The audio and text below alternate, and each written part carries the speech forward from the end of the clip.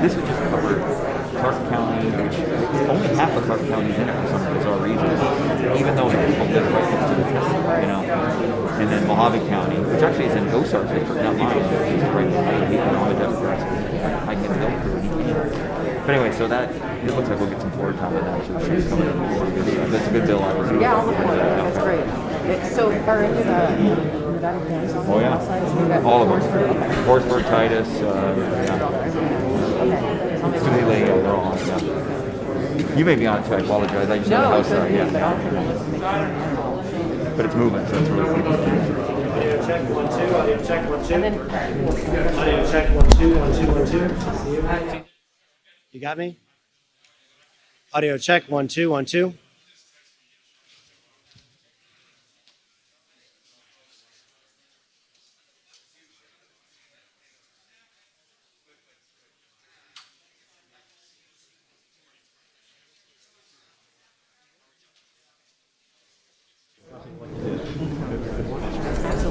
In fact, I ran into him. I was in Nevada, and no, I was in the Native American conference. Him and I were talking. Yes, we were talking about it. Yes. Yeah, he said you were busy. On the short side.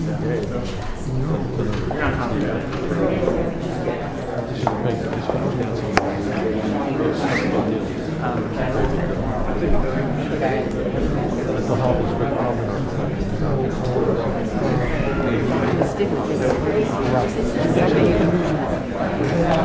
To smash the stigma.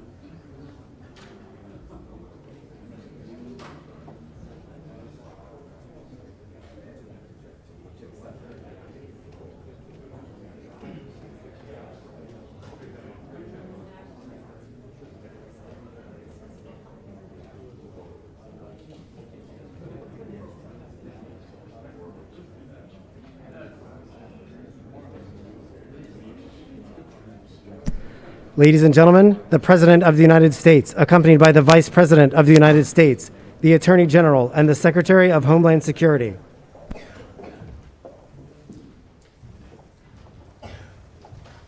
Hello, everyone. Sorry to keep you waiting for a few minutes. We're doing a little bit of a check-in with making sure everybody's clear to come in terms of health. Anyway, thank you all for being. Please sit down. Please sit down. I keep forgetting this. I see all my Senate colleagues. I'm so unaccustomed to them standing up for me. No reason why they should either. We should be standing for Pat. Pat, you had a great speech. Thank you. Okay, well, Vice President Harris, the Attorney General Garland, and Secretary Mayorkas, I want to thank you for your leadership. And in a moment, I'll be signing into law 3 bills that extend critical support to our law enforcement and first responders and the communities they serve. And I want to thank everyone who worked together to pass each of these bipartisan bills, emphasize bipartisan bills. Before I turn to the specific of the bills, I want to say that when you look at what our communities need and what our law enforcement is being asked to do, it's going to require more resources, not fewer resources. That's why my administration is investing in the community policing we know works and the training and partnership the law enforcement and our communities have requested. And in community-based programs and interventions that can stop violence before it starts. Think about what we ask a police officer. We ask them everything from counselors to law enforcement officers to the fit folks who have to take down the bad guy. I mean, everything in between. And so just this morning, the Department of Justice released a significant new investment in community policing through community-oriented police services. Everything has an acronym. It's called COPS program. These grants, which total nearly $140 million, will go to 183 law enforcement agencies and allow them to fund over 1,000 new law enforcement positions and to fund other initiatives to build legitimacy and trust in communities, to address gun violence and other violent crimes, and to combat hate and domestic extremism, and to enhance the response to people in crisis. In addition, this announcement, along with the historic funding of the American Rescue Plan, means communities have the resources now available for the community violence intervention more than they've ever had before. We're talking about programs like violence interrupters, who work as a complement to police in identifying those most likely to be involved in gun violence, stopping it from happening to begin, and put those at risk, who put those people at risk, and put them on a better road to life. So we get them, divert them before they get into the bad stream to begin with. And I want to thank the folks in front of me for doing that.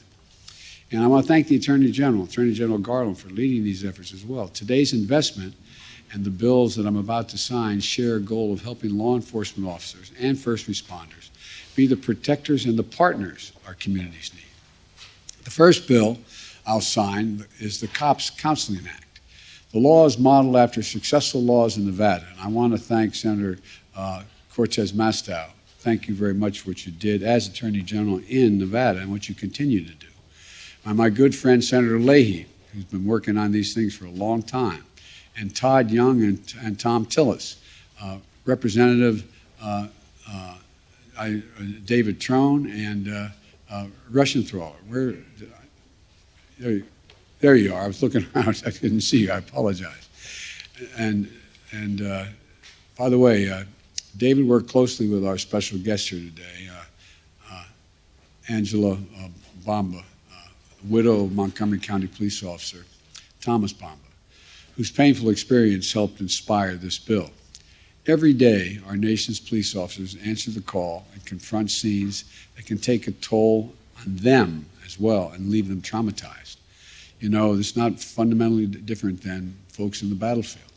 Awful lot of people come home without any physical wounds, but come home with post-traumatic stress and responding to terrible incidences. Well, the same happens for our law enforcement officers.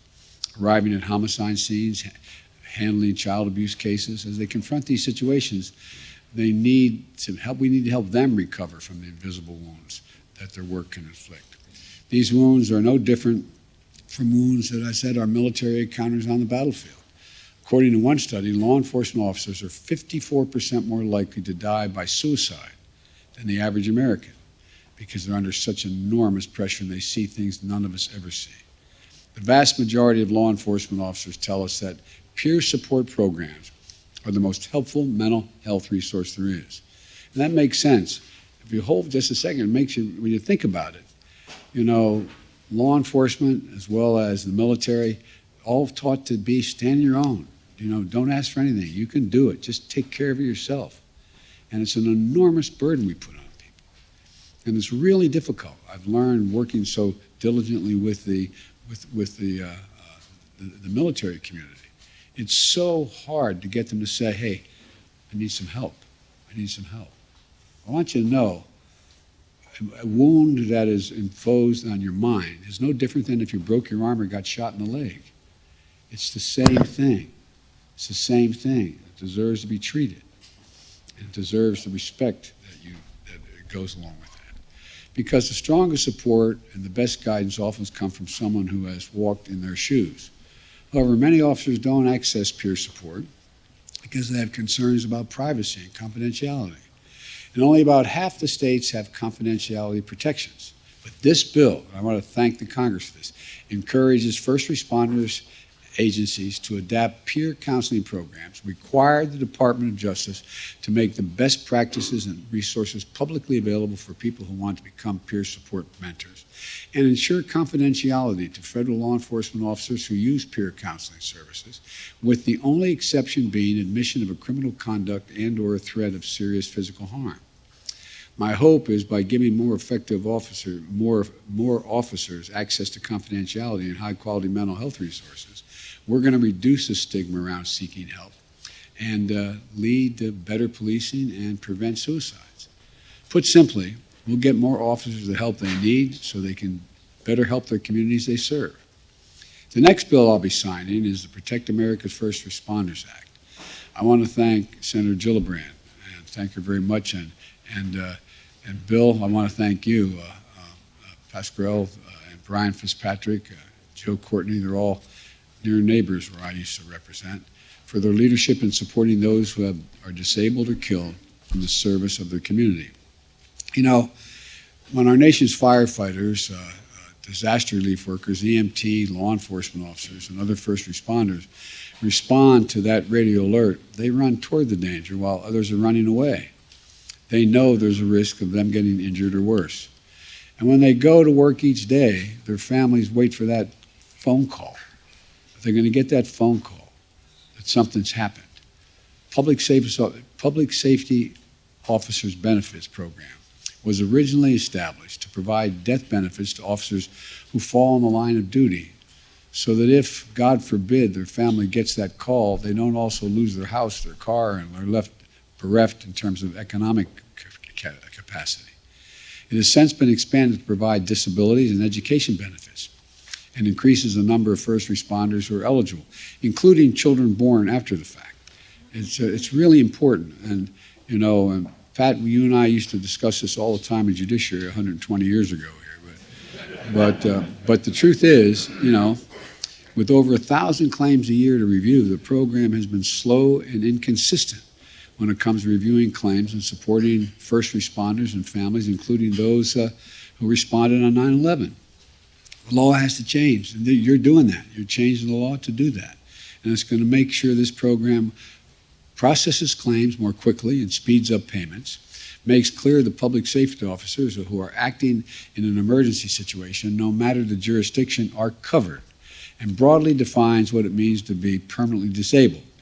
Before this law, first responders permanently disabled in the line of duty were only eligible for benefits programs if they could never again perform any of the compensated work that they performed.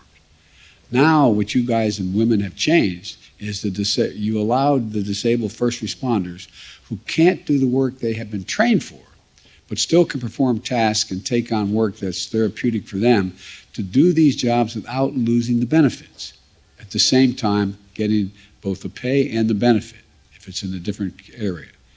There's a line inscribed in the National Law Enforcement Officer Memorial. You've all seen it many, many times. In valor, there is hope. In valor, there is hope. Well, as one of the leaders of the Federal Law Enforcement Officers Foundation pointed out, this bill restores their sense of valor. And with that comes a lot of hope. The third and final bill I'll sign is named Jaime Zappa and Victor, Avrila. I didn't want to mispronounce it. I hope I pronounced it correctly because it's important. Immigration and Customs Enforcement agents who were ambushed by a drug cartel hitman in Mexico in 2011. The assailants tried to pull Agent Zappa from the driver's seat of the vehicle and shooting him 6 times. And Agent Avrila, despite having been shot, was able to push Zappa's leg down on the accelerator and escape the attack. Unfortunately, Agent Zappa later died of his wounds. That tragedy was compounded by another tragedy, a miscarriage of justice. The murder convictions against the 2 killers responsible for the murder were overturned on appeal. It was overturned because the law didn't make clear that the Department of Justice can prosecute anyone who kills or attempts to kill a federal law enforcement officer outside the United States. Thankfully, the murderers remain in prison, being convicted of other incidents stemming from that same incident. But this bill is going to protect agents serving abroad and send a message to drug cartels, terrorists, and criminals wherever they operate, that if you attack our agents, you will not escape our justice. I want to thank Senator Coons and Senator Cornyn for that legislation, and Representative Henry Kavar, and Michael McCall, Steve Shabbat, and other leaders for their leadership on this bill. In just a minute, I'll sign these bills, and they're good and important bipartisan bills. But I want to thank the International Association of Chiefs of Police, the Fraternal Order of Police, and the National Organization of Black Law Enforcement Officers and other law enforcement organizations that have been constructive players in negotiating over meaningful police reform. So I'm asking the bipartisan leaders here today to come together with them, as you've done before, to finally pass the George Floyd Justice of Policing Act. But that's next. And now I want to sign each of these bills. I want to, God bless you all, and may God protect all our law enforcement officers and first responders throughout the nation. Thank you. I'm going to sign these bills.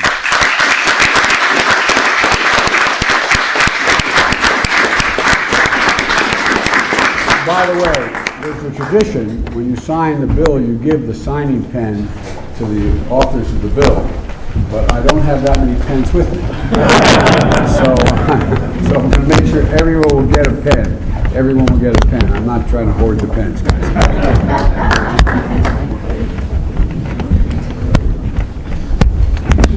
Okay.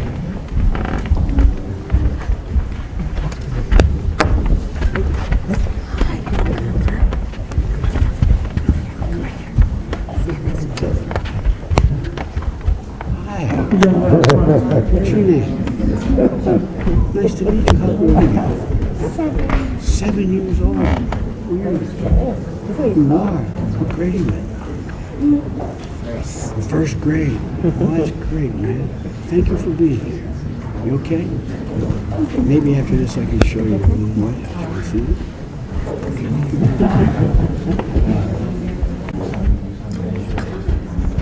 Okay. Here we go.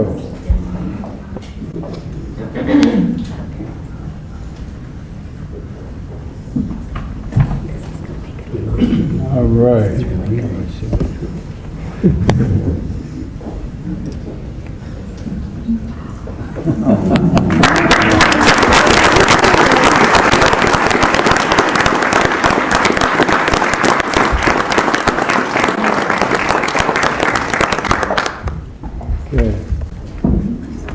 I'm not going to read it out.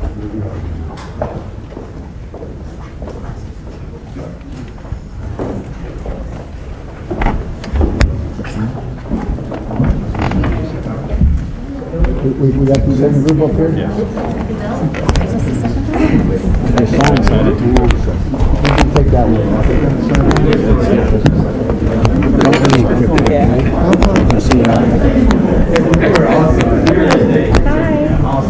Thank you for doing my bill.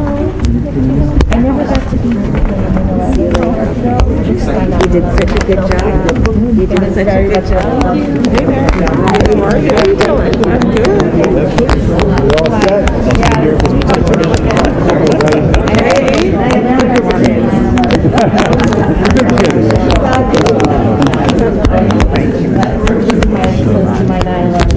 Oh, no, you're fine. What's that card behind you?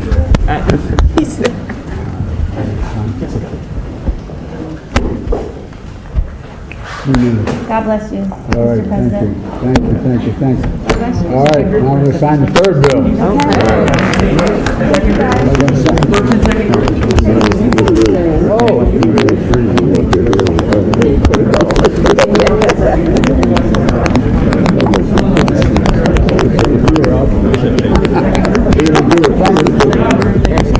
Thank you. Okay. Congratulations. Thank you very much. Thanks for your work.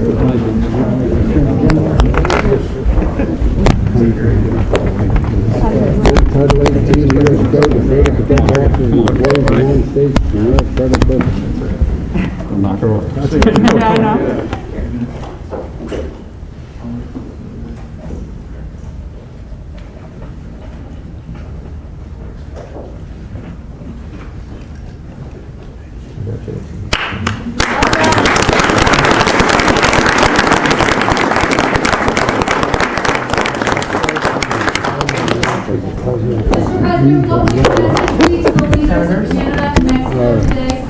Ladies and gentlemen, please remain in your seats while the president departs. Thank you. We with all the leaders. So thank you all so very, very much. Thank you. You guys can stick around. This is so low. Thanks.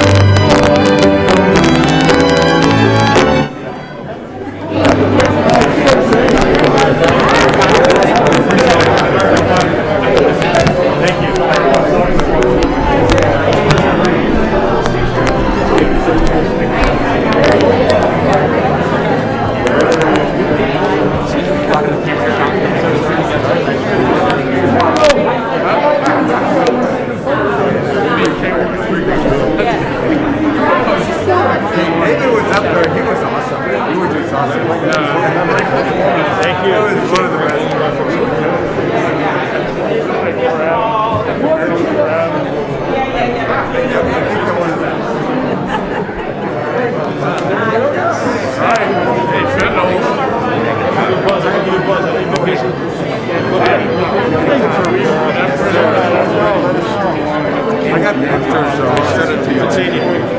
Anybody took one, send one to you. I'll send it over. 25 years. You guys want to come up? Sure.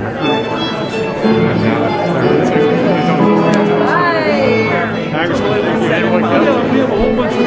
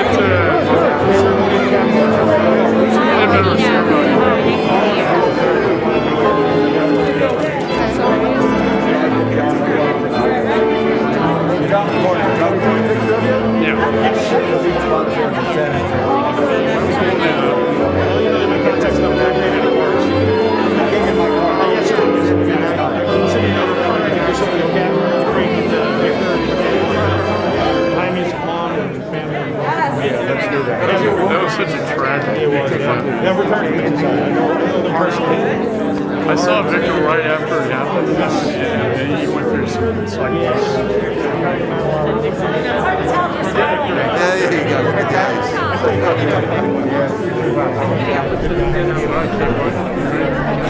We met upstairs.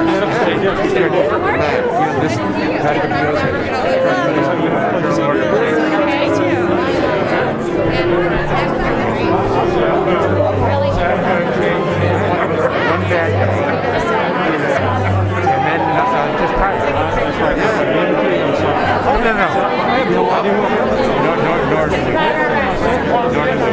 My wife and I have been married for 22 years. She said it was her best 10 days of marriage. And I said I should.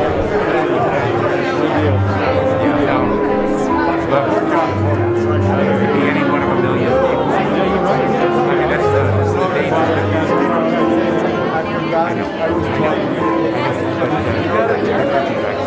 That's what I did. That's it. That's what I think.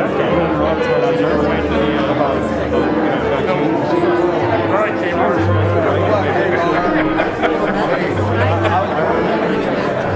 I'm going to ask her up there. I'll tell you.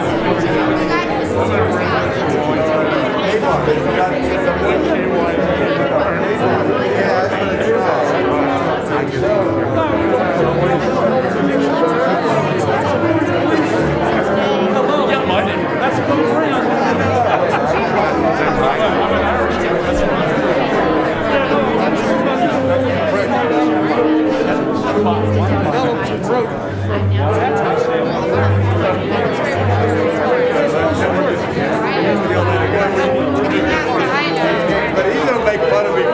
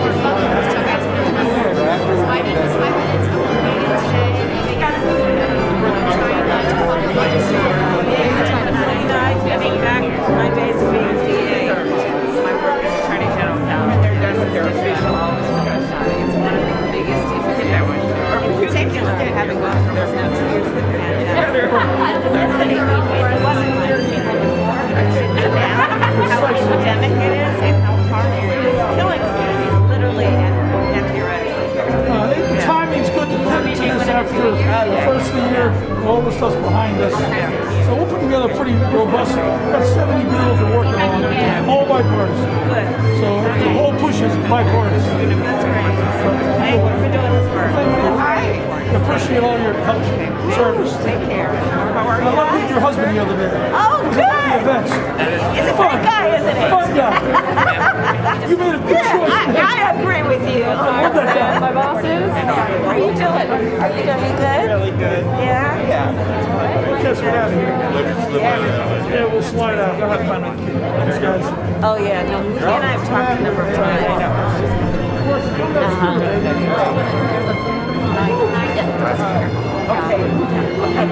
But yeah, no, I'm looking forward to as many times.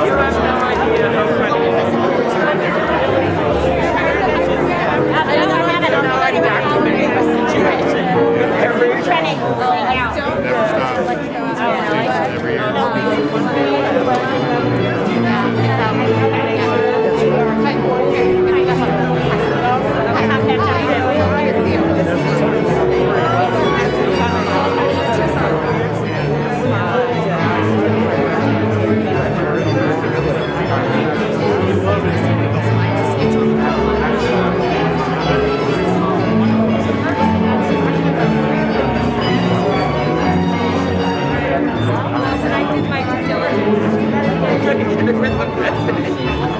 Yeah. Coach, how are you? All posted. You have a background.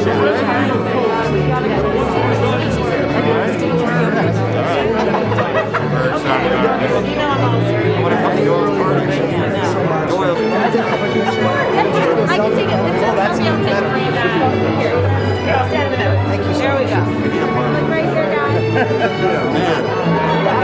guys.